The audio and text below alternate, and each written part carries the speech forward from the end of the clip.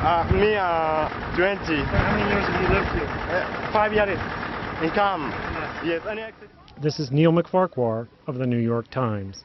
Life has been hard for the 3 million Darfuris who fled their homes to live in camps either in Darfur itself or over the border in Chad. Imagine coming of age in a shanty town that was supposed to be temporary but is beginning to feel permanent. There is a market in the middle of some camps, and water pumps have been built on solid concrete bases. Schooling is limited, usually only through the 8th grade. There are whole generations of children being born in the camps, growing up in the camps, who've never known anything but camp life. So there's all sorts of dangers. Of course, there's also the danger of politicization in camps, which make them more difficult to manage. Many men, like Adam Haroun Ahmed, arrived as teenagers, but are now young adults.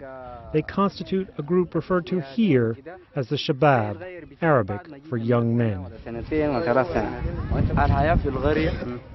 We get full freedom in the village for everybody. There's no freedom here. They don't allow us to go outside the camp.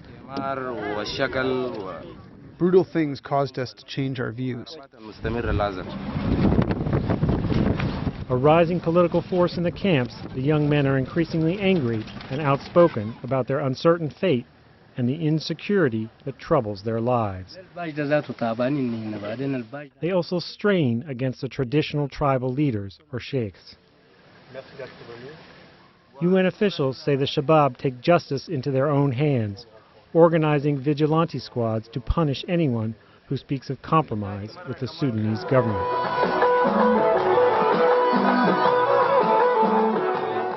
Sudan's president, Omar al-Bashir, draws especially strong criticism, with many here hoping for further progress on the possible genocide and war crimes indictment from the International Criminal Court. Arrest Omar and we can go. That will solve the case and we can go. Try him. Don't let him stay in power. We need another president. When President Omar Bashir has died, then we will go back. Despite troubles in the camps, Mohammed and many others like him have no interest in returning to the ordinary rural lives of their fathers, eking out a living from the harsh terrain.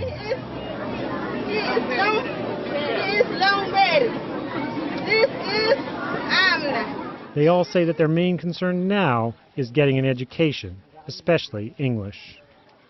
I don't want to be a farmer. Before, when we was a farmer, we are not understand anything. If my country have been free, I want to be, it was officers, lawyer, anyone.